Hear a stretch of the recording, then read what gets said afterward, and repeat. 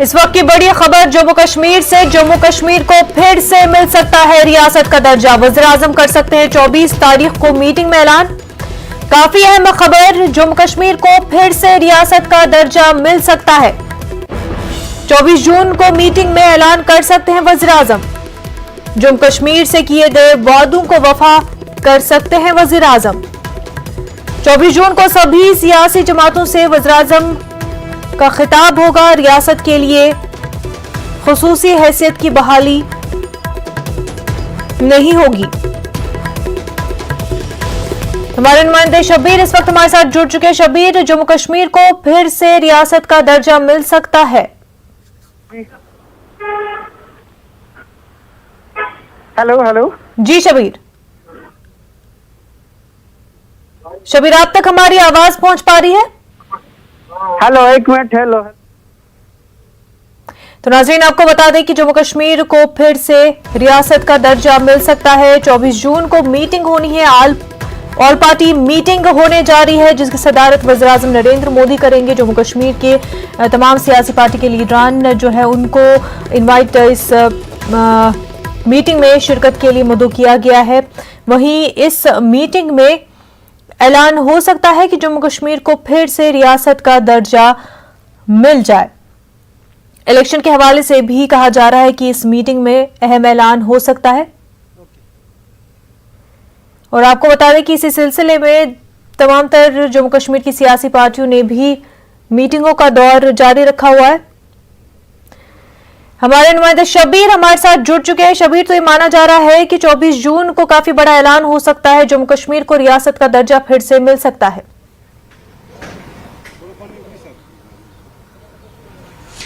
जी, ये बहुत बड़ी खबर है जो न्यूज़ 18 पे आ रही है हमारी। जी, बहुत बड़ी खबर ये है कि एक नया ब्लूप्रिंट है जो मोदी गवर्नमेंट का है कि 24 जून को जो मीटिंग होने वाली है, जिसके मुतालिक यहाँ पे काफी पार्टियां सरगर्म हो गई हैं। उस दिन जो वादा किया गया था, जब एब्रोगेशन हुआ था आर्टिकल 370 का, एक वादा किया गया था कि स्टेटहुड को बाद में रेस्टोर किया जाएगा। 24 जून को ये रियासत का दर्जा फिर से यहां बहाल होगा। जम्मू कश्मीर फिर से एक रियासत होगी। ये एक बड़ा ऐलान जो सामने आया है। और दूसरी बात यह है कि जो आर्टिकल 370 पे कोई और बात नहीं होगी। आर्टिकल 370 जैसे है उसको बहाल करने की कोई बात नहीं है। मुनाजा जी बिल्कुल शब्बीर, और एक मुद्दा जो पीएजीडी का काफी अहम रहा है वो यही कि स्टेटहुड मिल जाए, तो उस पर कहीं ना कहीं पहले ही मुस्बत आसार दिखाई दे रहे हैं कि स्टेटहुड वापस मिल सकता है। तो क्या पीएजीडी जो है अब इस मामले में 370 को ही अपना एजेंडा बनाकर लेके जा सकते हैं?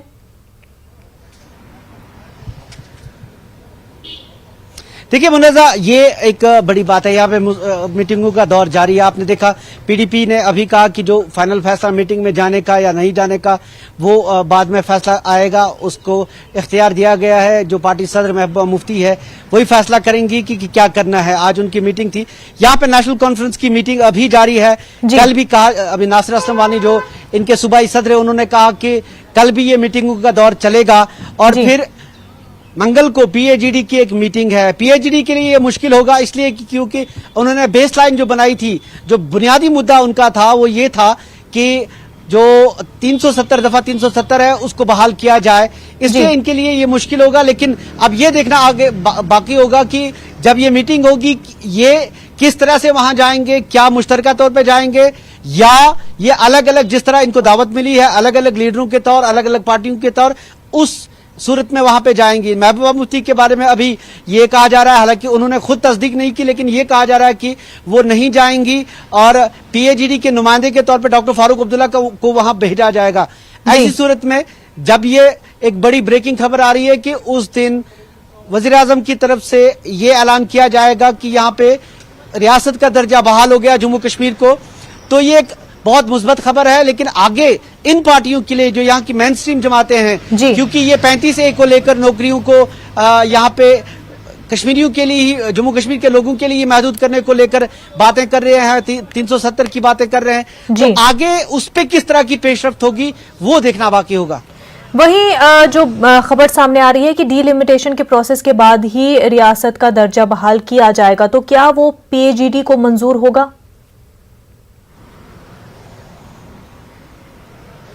जी हाँ, ये भी सामने आ रहा है कि डीलिमिटेशन का जो मामला है जी। उस पे कुछ पेशरफ्त पहले भी हुई है। डीलिमिटेशन पे पिछले दिनों हमने बीजेपी के लीडरों के बयानात सुने, थोड़ी इसमें रफ्तार आ गई है कि डीलिमिटेशन का जो मामला है उसको आगे लिया जाए। और ये जो खबर जो आई है वो यही है कि पहले डीलिमिटेशन का मामला होगा, उसके बाद ही ऐलान होगा कि यहाँ पे रियासती दर्जा इसको दिया जाएगा। डीलिमिटेशन को लेकर नेशनल कॉन्फ्रेंस कुछ हद तक नरम पड़ गई है। पिछली बार नेशनल कॉन्फ्रेंस के लीडरों ने कहा था कि हम इसमें शामिल हो सकते हैं, लेकिन पीडीपी का ये मौकिफ रहा है, पहले से वो इसके खिलाफ तो रहे हैं, लेकिन उनका अब ये कहना है कि देखिए जी, हमारा चूंकि पार्लियामेंट में कोई नुमाइंदा नहीं है तो हमारी हैसियत नहीं बनती है कि हम डीलिमिटेशन कमीशन में जाएं। जी बिल्कुल शबीर, तो क्या जिस तरह से डीलिमिटेशन को लेकर के इख्तिलाफ है पीडीपी और एनसी में, और जबकि यही बात सामने आ रही है कि डीलिमिटेशन के बाद ही रियासत का दर्जा बहाल किया जाएगा, तो किस तरह से पीएजीडी जो है इस बात पर एकजुट हो सकती है?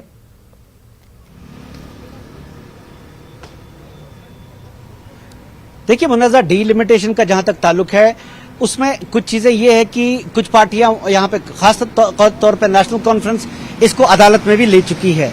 अब ये हो सकता है कि डीलिमिटेशन पे इन लोगों को मनाया जाए, कि कहा जाए कि देखिए जी, अगर आपको रियासत का दर्जा वापस चाहिए, आपको इलेक्शन आगे करवाने हैं।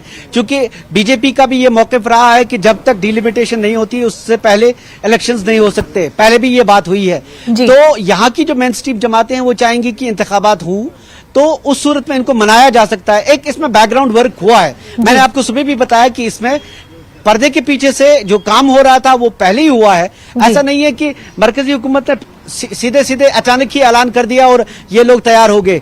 एक प्रोसेस चला है, इन लोगों से बात भी हुई होगी बैक चैनल कि किस तरह की का एजेंडा, हालांकि जो दावत आई है उसमें एजेंडा कोई तय नहीं है, लेकिन इन चीजों पे बात हुई होगी, कुछ तो इस पे इत्तेफाक बना होगा और उसी सूरत में आगे बढ़ा जाएगा। और डीलिमिटेशन में कुछ चीजें इनको कुछ खदशात है, बुनियादी तौर पे जो कश्मीर बेस्ड पार्टियां हैं उनको कुछ खदशात है डीलिमिटेशन को लेकर, उन खदशात को भी किसी हद तक दूर किया जाएगा और फिर ये डीलिमिटेशन का अमल जारी रहेगा। उसके बाद से जब ऐलान होगा रियासती दर्जे का तो जाहिर सी बात है इंतखाबात भी होंगे।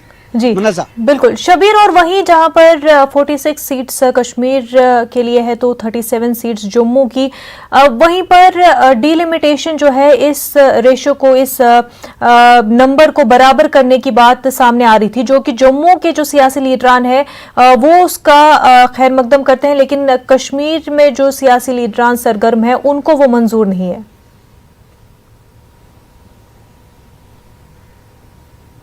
देखिए मुन्नज़ा, सीटें बराबर करना या डीलिमिटेशन को का मतलब ये नहीं है कि आप सीटें बराबर करेंगे। जो आबादी के एतबार से जो सीटें बनती है उनको एक तरीके से उनको रिविजिट करना होता है, एक तरीका है। लेकिन उसमें एक मामला ये आया था कि जो मरकजी हुकूमत में एक बात ये हुई थी कि 2026 तक डीलिमिटेशन कहीं नहीं होगी। तो अगर ये यूनियन टेरिटरी है तो अब ये बात कर रहे हैं, उसको एक बहाना बना रहे हैं कि तो डीलिमिटेशन यहाँ नहीं होना चाहिए। लेकिन जहां तक आबादी के तनासुब से सीटें देने का ताल्लुक है तो उसमें यह भी हो सकता है कि जम्मू में शायद एक आध सीट ज्यादा बढ़ जाए और यहां भी बढ़ेंगी। ऐसा नहीं है कि सीटें सिर्फ जम्मू में ही बढ़ाई जाएंगी और यहां होंगी। खदशात सियासी पार्टियों के होते हैं और खदशात लोगों में भी होते हैं, लेकिन ऐसा भी नहीं हो सकता कि आप जम्मू में और यहाँ सीटें वहां ज्यादा कर दें, यहाँ कम कर दें। एक इसका अमल है, एक कमेटी बाज़ाब्ता बनी है, आबादी का तनासुब देखा जाएगा और इन खदशात को, जाहिर सी बात है ये लोग तो जब वज़ीर आज़म से मिलेंगे तो वहां बात करेंगे इस मामले पे और सीधे तौर पे इनसे ये बात होगी कि किस तरह क्या बेस बनेगी डीलिमिटेशन का, आबादी के तनासुब से किस तरह इसको बढ़ाया जा सकता है या किस तरह की अलाइनमेंट बनते हैं। जोग्राफिया के ताल्लुक से आपको मैं बताएं कई चीजें यहाँ पे है। आप अगर यहाँ पे करना की सीट लेंगे, करना की इसमें असेंबली कॉन्स्टिट्यूंसी में आप देखेंगे कि ऐसा इलाका एक है जुम्मगढ़ का जिसका कोई बीच में उससे ताल्लुक ही नहीं है, बीच में कई इलाके आते हैं। तो इन चीजों को एक तरह की जिसको अलाइनमेंट भी हम कर सकते हैं, इनको रिविजिट किया जा सकता है। और ऐसा भी नहीं है कि बिल्कुल ही जम्मू में बढ़ा देंगे और यहाँ पे कर देंगे। हाँ, एक खदशात इन लोगों के हैं, इनको खदशा ये है कि जम्मू में बढ़ा के एक कोशिश की जाएगी कि जम्मू का वजीर आला बन जाए। ये खदशात हैं, लेकिन एक प्रोसेस है, एक कमीशन बाकायदा है। ऐसा भी नहीं होता आम हालात में जमहूरी इक़्तिदार में कि आप कई जगह पे बगैर किसी वजह के सीटें बढ़ाएंगे या कम करेंगे। मुनाज़ा बिल्कुल। शबीर, आप हमारे साथ बने रहिए। हमारे साथ जम्मू कश्मीर एडिटर मनोज कौल भी जुड़ चुके हैं। मनोज, ये बताएं कि रियासत का दर्जा बहाल करने की बात तो हो रही है, लेकिन स्पेशल स्टेटस नहीं मिलेगा। नहीं, देखिए मुनीर साहब, जिस तरह से ये फैसला लिया गया था कि दफा 370 को हटाया जाएगा और हटाया गया, उसके बाद 35A को भी हटाया गया, तो उस समय ही उसी वक्त ये क्लियर किया गया था कि ये अब दोबारा बहाल नहीं हो सकता। अगर आप देखें कि जब दफा 370 हटाया गया था तो उसके बाद जो सियासी कवायद बहुत तेज हो गई थी जम्मू कश्मीर के अंदर। उसके बाद के हालात भी हमने देखे कि जहाँ ज्यादातर जो सियासी लीडरान तक कई महीनों तक उन्हें नजरबंद रखा गया था, कईयों को गिरफ्तार किया गया था। तो उसका मकसद सिर्फ ये था कि जो जिस तरह से वो कोशिश हो सकता है, ये कह रहे हैं कि दफा 370 को वापस लाने की बात की जाए, तो उस पर रोक लगाने की एक वो जो कोशिश थी। और उसके बाद भी हमने देखा कि जब भी कहीं पर दफा 370 की बात आई, अभी भी ये सुप्रीम कोर्ट में मामला ज़ेर-ए-इल्तवा है, लेकिन मरकज़ी सरकार ने पहले ही ये क्लियर कर दिया है कि दफा आर्टिकल 370 हो या 35A हो, वो वापस नहीं आ सकता। लेकिन जब ये हटाया गया था, हमें वो ये बात याद रखनी चाहिए कि उस वक्त जो मरकजी वजीर दाखिला है अमित शाह, तो उन्होंने पार्लियामेंट में कहा था कि हम स्टेटहुड को रेस्टोर कर सकते हैं, स्टेटहुड को रेस्टोर किया जाएगा, लेकिन उसके लिए एक मौजूद वक्त होना चाहिए। तो यानी मरकजी सरकार पहले से ही ये इशारे दे चुकी है, ये कह चुकी है कि रियासत का दर्जा जम्मू कश्मीर का बहाल किया जा सकता है। और अभी जैसे कि हम सबसे पहले हमने ये खबर दी कि जो 24 तारीख को जो मीटिंग होने वाली है वज़ीर आज़म नरेंद्र मोदी जिसकी सदारत करेंगे और जिसमें जम्मू कश्मीर की तमाम पॉलिटिकल पार्टीज के लीडरों को बुलाया गया है। हालांकि जिन्हें इस मीटिंग में जाने की हामी भर दी है और कुछ अभी फैसला साजी के उस अमल से गुजर रहे हैं कि आया इस मीटिंग में हम शिरकत करें या नहीं, और करेंगे तो किस तरह से इसमें शिरकत होगी। तो ये बताया जा रहा है कि ये जो फैसला है, जो ऐलान किया गया था सरकार की तरफ से कि रियासत का दर्जा दोबारा बहाल किया जा सकता है जम्मू कश्मीर के लिए, तो फैसला अब ऐसा लगता है कि 24 तारीख को वज़ीर आज़म नरेंद्र मोदी ये बताएंगे तमाम लीडरान को कि उन्होंने इस तरह का फैसला किया है, जो हमारे खबर आ रही है सोर्सेज से। तो एक बात जरूर है, इस तरह का माहौल है, हमने देखा कि 70 के हटाए जाने के बाद से जिस तरह की जो कवायद होती रही, चाहे वो मरकजी सरकार की डिफरेंट स्कीमें हों राइज करने के लिए, वो कोशिश मरकजी सरकार की ये रही कि लोगों तक वो चीजें पहुंच जाए जैसा कि उन्होंने कहा था कि पहले आम जो स्कीमें थी, जो आम जो फवायद थी बुनियादी सतह पर मुंतकल नहीं हो पाते थे, तो उन्होंने वो कोशिश की। लेकिन आज हमने ये देखा कि जितनी भी पॉलिटिकल पार्टीज है, मेन स्ट्रीम पॉलिटिकल पार्टीज, उनका बराबर ये कहना है कि स्टेटहुड जो है उसका उसको रेस्टोर किया जाना चाहिए। साथ डिमांड है कि जहाँ एम्प्लॉयमेंट है, ये जो जमीन का मामला है, उसको सेफगार्ड करने की बातें की जा रही हैं। तो ऐसा लग रहा है कि पॉलिटिकल प्रोसेस शुरू हुआ है, एक बहुत बड़ा तोहफा होगा ये मरकजी सरकार की तरफ से उन सियासी पार्टियों के लिए जो पिछले 2 साल या 2.5 साल से ये लगातार मांग कर रही है कि रियासत का दर्जा दिया जाना चाहिए। अब 24 तारीख को ये देखना पड़ेगा कि क्या उसी दिन नरेंद्र मोदी ये ऐलान करेंगे, इन सियासी पार्टी को बताएंगे जम्मू कश्मीर एक बार फिर रियासत है, यूटी का जो इसका जो दर्जा था उसको हटा के दोबारा रियासत का दर्जा दिया जा रहा है। बिल्कुल मनोज, आप हमारे साथ बने रहिए। शबीर हमारे साथ जुड़े हुए। शबीर, ये बताएं कि सेंटर का जो स्टैंड है वो क्लियर है कि स्पेशल स्टेटस नहीं मिलेगा, लेकिन पीएचईडी का गोल पोस्ट ही यही रहा है कि स्पेशल स्टेटस जो है वो रेस्टोर करना है, वो रेस्टोरेशन को लेकर उन्होंने मांग की है।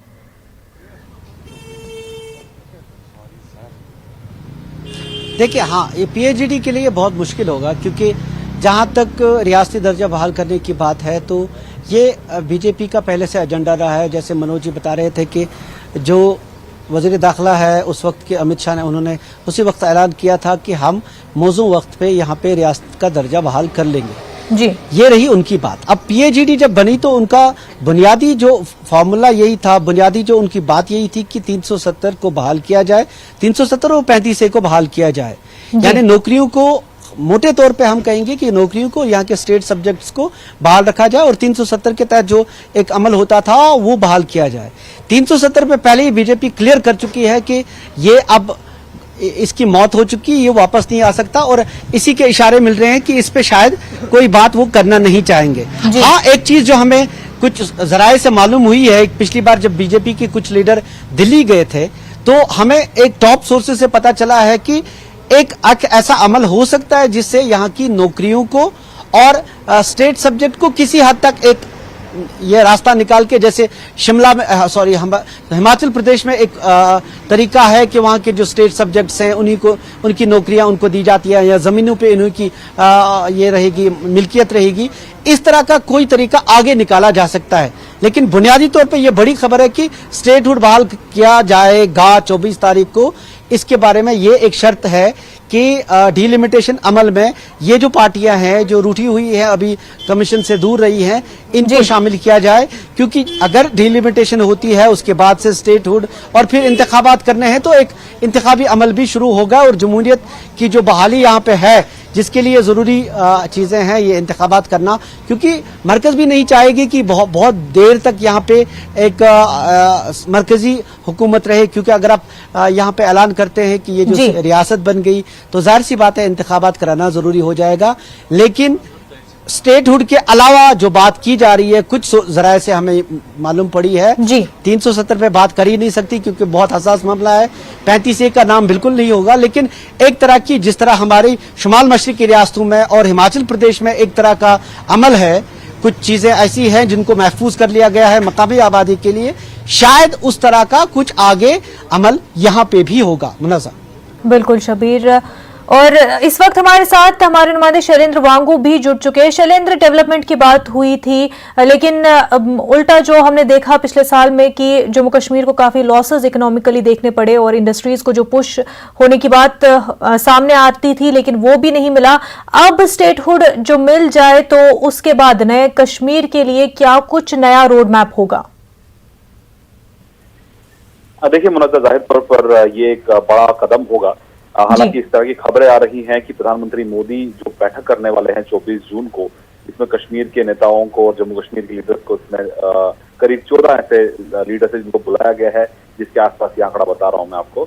और माना जा रहा है कि इस मीटिंग में बहुत से पहलुओं पर चर्चा होगी और की तरफ से एक बार फिर से स्टेटहुड की बहाली को लेकर कदम उठाया जा सकता है। इस तरह का एश्योरेंस पीएम मोदी की तरफ से दिया जा सकता है उस बैठक में। हालांकि इसकी कोई कंफर्मेशन अब तक नहीं है, क्योंकि ये पूरा प्रोसेस जो है ये पूरा इसके लिए प्रोसेस शुरू करना होगा और वापस पार्लियामेंट में मामला जाएगा। अगर स्टेटहुड रिस्टोर करना होगा तो जैसे इस पार्लियामेंट में इसको पास कराया गया था इस फैसले को, उसी तरह से स्टेटहुड रिस्टोर करने के लिए भी पार्लियामेंट का रास्ता इख्तियार करना पड़ेगा। तो जाहिर तौर पर एक बड़ा कदम होगा जम्मू कश्मीर के लिए। अगर स्टेटहुड लौटता है तो ना सिर्फ डेवलपमेंट बल्कि जो पॉलिटिकल प्रोसेस है उसकी दोबारा शुरुआत हो पाएगी। हालांकि आपको ये याद दिला दें कि खुद होम मिनिस्टर अमित शाह ने भी बार बार संसद में ये बात कही है कि जम्मू कश्मीर का स्टेटहुड वापस लौटाया जाएगा जब तक वहां पे तहकीकाती काम दोबारा शुरू होते हैं और वहां पर जो तमाम जो चीजें हैं जो सेंटर ने जो अनाउंस किया है। और 2 दिन पहले जो मीटिंग भी हुई थी उसमें भी गृह मंत्री की तरफ से कहा गया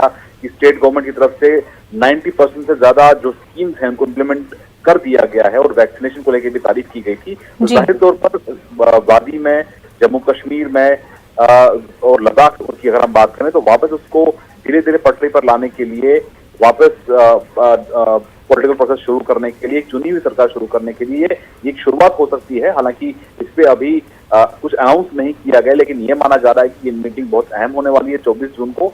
और इसको लेकर भी फिलहाल जम्मू कश्मीर में जो पॉलिटिकल पार्टीज हैं इस पर कॉल ले रही हैं कि कैसे वो कौन सी पार्टी वहां पर शामिल होंगी और क्या क्या मुद्दे उठाए जाएंगे। लेकिन जाहिर तौर पर ये एक बड़ा मूव है, एक बड़ी पॉलिटिकल डेवलपमेंट है 2019 5 अगस्त के बाद। शैलेंद्र, जहां इतनी बड़ी डेवलपमेंट हो रही है जम्मू कश्मीर के पॉलिटिक्स के हवाले से, वहीं पर इसी बीच पाकिस्तान की जानिब से एक बयान सामने आता है। पाकिस्तान के फॉरेन मिनिस्टर का बयान आता है कश्मीर के फर्दर डिवाइड और डेमोग्राफिक चेंज के हवाले से। देखिए, सबसे अहम बात यह है कि ऐसे मामलों में हमें पाकिस्तान सरकार के या पाकिस्तान के किसी भी बयान को नजरअंदाज करना चाहिए, क्योंकि ये भारत का अंदरूनी मामला है। वो जब से भारत ने कदम उठाया है 5 अगस्त को, उसके बाद से लगातार पाकिस्तान कोशिश करता रहा है कि इस मुद्दे को इंटरनेशनलाइज किया जा सके, लेकिन वो हर मौके पर विफल रहा है। खुद इमरान खान ने इस बात को माना है कि कश्मीर के मुद्दे पर दुनिया के किसी भी देश ने उसका साथ नहीं दिया, वो अलग थलग पड़ चुके हैं। तो जाहिर तौर पर ये भारत का अंदरूनी मामला है। जो कुछ भी कदम उठाए गए थे या जो कुछ भी कदम अब उठाए जाएंगे, वो तमाम मुद्दे जो है वो भारत के अंदरूनी मामले हैं। तो ऐसे में अगर स्टेटहुड लौटता है तो जाहिर तौर पर जम्मू कश्मीर के डेवलपमेंट के लिए और लोगों का रिप्रेजेंटेशन अगर होगा असेंबली के अंदर और उसके बाद पार्लियामेंट के अंदर, तो जाहिर तौर से इससे लोगों की जो तकलीफें हैं वो दूर होंगी। और पेंडेमिक के चलते हालांकि एडमिनिस्ट्रेशन ने बहुत बेहतरीन वहां पर काम किया है, या वैक्सीनेशन की बात करें या मेडिसिन की बात करें, जम्मू कश्मीर का एक अच्छा परफॉर्मेंस रहा है। 4 ऐसे जिले हैं जहां पर 100% वैक्सीनेशन हो चुका है। तो जाहिर तौर पर इसके बाद अगला कदम यही होगा कि वहां पे पॉलिटिकल प्रोसेस शुरू किया जाए और वहां पर विकास और लोगों की जो ख्वाहिशें हैं उनको पूरा किया जाए, जो पॉलिटिकल उनकी जो रीजन होते हैं। तो जाहिर तौर पर ये एक दोबारा प्रोसेस शुरू किया जाएगा। लेकिन ये जरूर है कि इस बीच जो मीटिंग 24 तारीख को होने वाली है उसमें पॉलिटिकल पार्टीज क्या मुद्दे उठाती हैं। हमने लगातार ये देखा है कि जो गुपकर अलायंस है उनको लगातार ये कहा जाता रहा है कि वो 35A और 370 के रिस्टोरेशन के लिए, यानी जम्मू कश्मीर के स्पेशल स्टेटस रिस्टोर करने के लिए लगातार वो इस तरह के बयान देते आए हैं जी। लेकिन ऐसे में इस मीटिंग में वो क्या मुद्दा रखते हैं, और हालांकि ये साफ है कि सेंटर अपने इस फैसले पर वापस नहीं जाएगा, 370 की बहाली नहीं होगी। लेकिन स्टेटहुड को लेकर पहले ही सेंटर की तरफ से ये क्लियर किया जा चुका है कि वक्त आने पर स्टेटहुड वहां पर बहाल किया जाएगा। बिल्कुल, शैलेंद्र आप बने रहिए हमारे साथ। मनोज, आपसे जानना चाहेंगे कि स्टेटहुड की बात सामने आ रही है, वहीं जम्मू में ये आवाजें भी उठती आई है कि सेपरेट स्टेट मिले जम्मू को। हाँ, देखिए मुनव्वर साहब, जहाँ तक सेपरेट स्टेट की बात है जम्मू के लोगों की, वो एक पुराना मुतालबा रहा है। यहाँ कई पार्टियों का उनका ये मानना है, उनका एक इल्जाम है कि जम्मू कश्मीर जब एक पूरी जो फुल फ्लेज रियासत थी, जब लद्दाख भी इसका हिस्सा था, तो उनकी एक शिकायत रही है कि जम्मू को नजरअंदाज किया गया है और वो चाहते हैं कि जम्मू को एक अलग रियासत का दर्जा दिया जाए।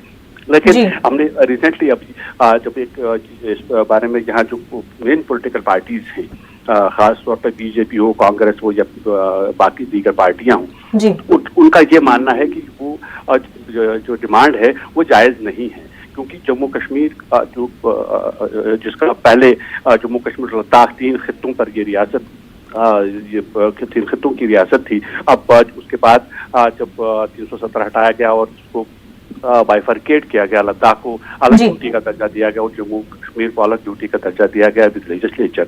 तो उनका ये मानना है कि ये डिमांड जो है ये उसमें इतनी हम ये कह सकते हैं कि ये इतनी जायज नहीं है, क्योंकि जो इलाका है, जो यूटी है, उसको फर्दर डिवाइड नहीं किया जा सकता।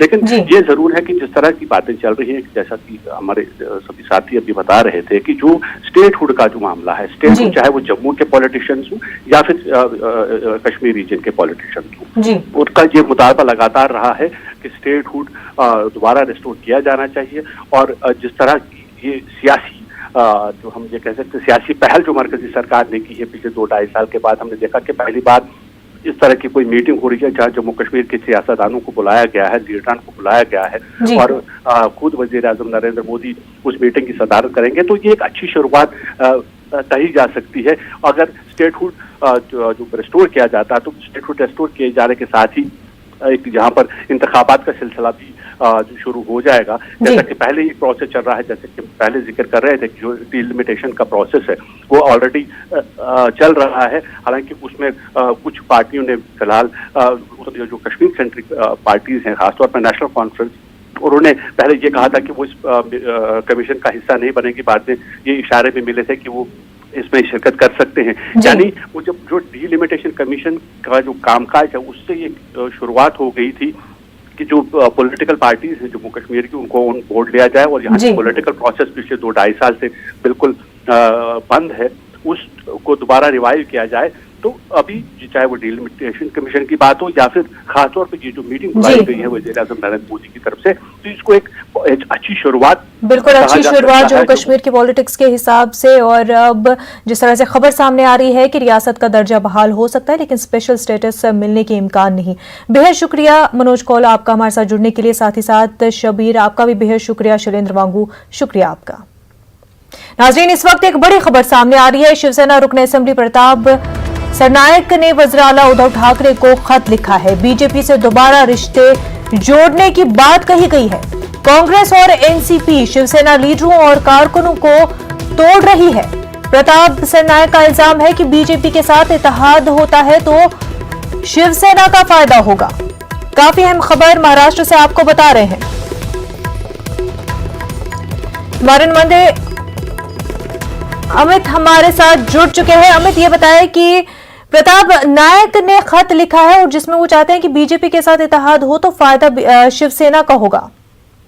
लेकिन निश्चित तौर पर प्रताप सरनाइक जो है विधायक है, शिवसेना के प्रवक्ता, उन्होंने साफ तौर पे 9 जून को ये चिट्ठी लिखी उद्धव ठाकरे को और ये कहा था कि हमें बीजेपी के साथ जाना चाहिए क्योंकि कांग्रेस और एनसीपी जो है वो शिवसेना की जड़ों को खोद रही है, शिवसेना के नेताओं को जो है तोड़ा जा रहा है और जो हमारी दूरियां बीजेपी से बन गई है कांग्रेस एनसीपी के नाते, उस हिसाब से जो केंद्रीय एजेंसियां हैं वो शिवसेना के नेताओं को लगातार जो है एक से एक मामले में फंसा रही हैं। उनका जीना हराम हो गया एजेंसियों की वजह से। तो हमारे कार्यकर्ताओं की ये मांग है कि हमें जो है बीजेपी से नजदीकियां जो है आज जोड़े रखना चाहिए और आने वाला जो महानगर पालिका का चुनाव है यहाँ पे अगले साल वो बीजेपी के साथ मिलकर लड़ना चाहिए। और चिट्ठी में जो है पीएम मोदी के साथ चुनाव लड़ने की बात जो है वो प्रताप सरनाइक ने कही है क्योंकि कार्यकर्ताओं का ये कहना है कि लगातार कांग्रेस और एनसीपी जो है वो अकेले अपने दम पे लड़ने की बात।